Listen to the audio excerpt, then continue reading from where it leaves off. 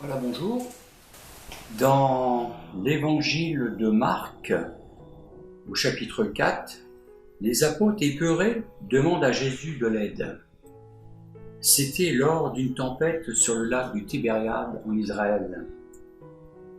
Et pourtant, ses disciples étaient des professionnels, aguerris, sûrs d'eux-mêmes. Jésus menaça le vent, disant « Tais-toi !»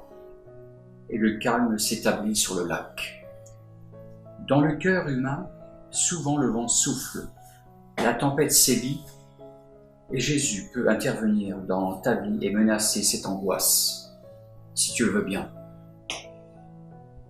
Dieu parle à sa créature, mais celle-ci reste souvent insensible, indifférente et préfère rester volontairement sourde. Terre, terre, terre, écoute la parole de l'Éternel, dit Jérémie. Aujourd'hui, il n'y a guère de ce genre de prophètes, comme étaient Jérémie, Ésaïe, Osée, Michée, Zacharie et d'autres. Aujourd'hui, comme l'a rappelé le Seigneur Jésus, avant son départ, il a dit « Je vous enverrai le Saint-Esprit. Il parlera de moi et convaincra le monde de péché, de justice et de jugement. » Nous trouvons ce passage en Jean 16, verset 8. La parole sera prêchée, celle-ci, celle de Dieu, mais aussi le Saint-Esprit parlera dans le secret de nos cœurs, dans chaque personne. Et nul ne pourra échapper, mon cher ami, au Saint-Esprit.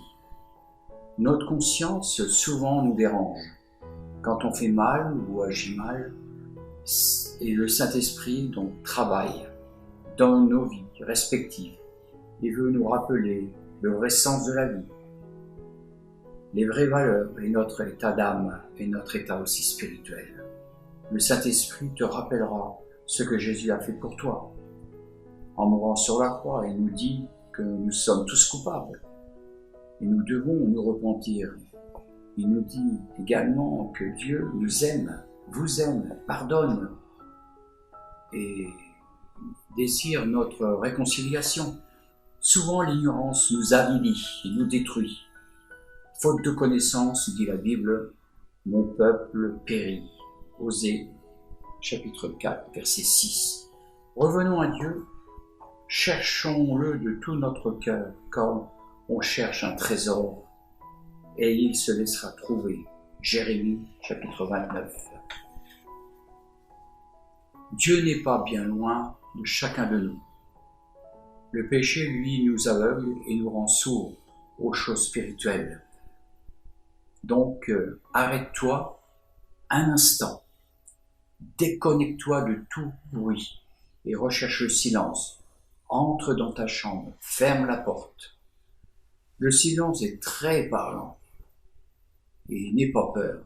Ouvre ton cœur à Dieu et regarde un instant la beauté de ton corps, cette belle création, la nature, l'arc-en-ciel, le petit oiseau chantant une mélodie céleste, la naissance d'un bébé, l'infiniment grand, l'infiniment petit, et toutes ces lois naturelles. La terre elle-même, elle tourne de façon merveilleuse.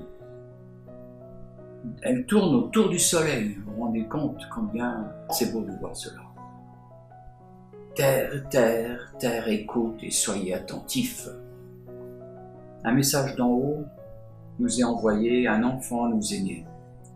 Jésus-Christ, Emmanuel, Dieu avec nous. Une bonne nouvelle pour un monde sans direction, perdu, sans espérance, sans but.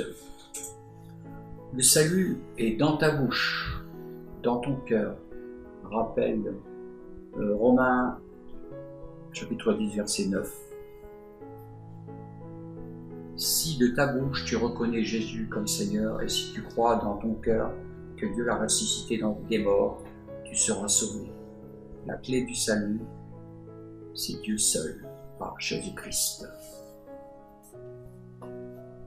La philosophie, la religion des hommes et tout raisonnement humain avec leur sagesse ne sont que vanité, dit l'Ecclésiaste, chapitre 1, verset 2. Avec le temps, on s'aperçoit que la Bible dit vrai. Comme dit la Bible, la rouille, l'usure, la dégénérescence auront le dernier mot. Aussi, on revient à la naissance de la création et Jésus seul peut nous régénérer. Rappelez-vous que Jésus a ressuscité d'entre les morts. Jésus a même dit qu'il est l'alpha et l'oméga, le commencement et la fin. L'appel de Dieu passe souvent par des épreuves et la détresse. Je voudrais partager un passage avec vous dans 2 Chroniques, chapitre 15, verset 3. Pendant longtemps, il y a eu pour Israël ni vrai Dieu, ni sacrificateur, qui enseignait, ni loi. Mais au sein de leur détresse, ils sont retournés à l'Éternel, le Dieu d'Israël. Ils l'ont cherché et l'ont trouvé. Voilà, 2 Chroniques, chapitre 15, versets 3 à 4. Dieu appelle tous les humains à participer à son projet divin. Par exemple, rappelez-vous, Moïse a été appelé au milieu d'un buisson en feu. Samuel, l'enfant, il a été appelé au milieu de la nuit. Et Paul, lui-même, arrêté, il est appelé par le Seigneur sur le chemin de Damas. Il allait donc persécuter les chrétiens et puis ensuite il est devenu l'apôtre de Christ. Aujourd'hui, l'Église est une communauté d'hommes et de femmes appelés par Dieu et sauvés. Dans 1 Corinthiens chapitre 1, verset 26, 1 Corinthiens 1, verset 26, lisons ensemble. Où est la sagesse? Où est le scribe? Où est le disputeur de ce siècle? Dieu n'a-t-il pas convaincu de folie la sagesse du monde? Car puisque le monde, avec sa sagesse, n'a point connu Dieu, dans la sagesse de Dieu, il a plu à Dieu de sauver les croyants par la folie de la prédication. Les Juifs demandent des miracles, les Grecs cherchent la sagesse. Nous prêchons Christ crucifié, scandale pour les Juifs et folie pour les païens, mais puissance de Dieu et sagesse de Dieu pour ceux qui sont appelés tant Juifs que Grecs, car la folie de Dieu est plus sage que les hommes et la faiblesse de Dieu est plus forte que les hommes.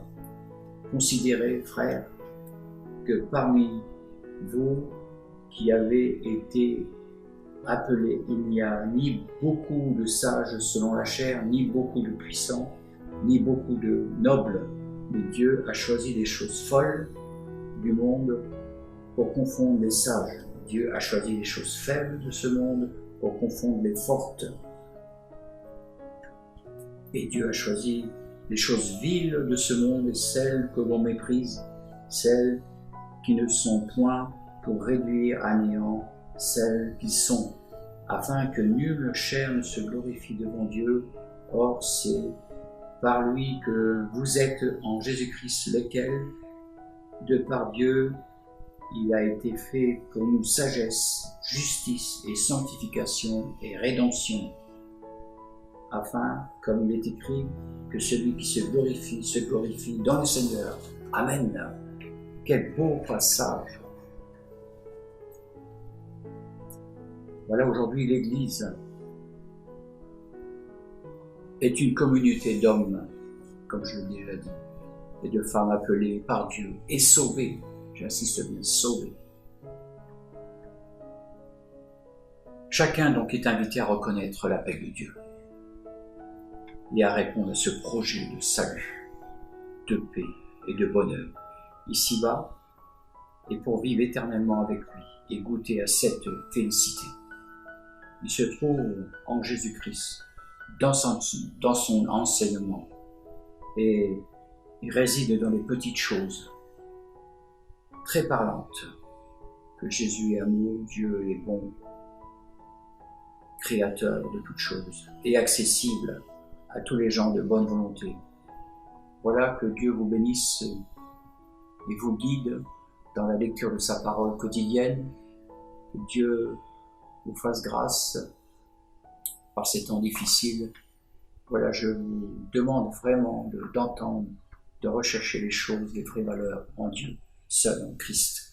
Je vous souhaite une bonne route, une bonne écoute et une bonne recherche de ce trésor qui se trouve dans le Seigneur Jésus-Christ. À bientôt.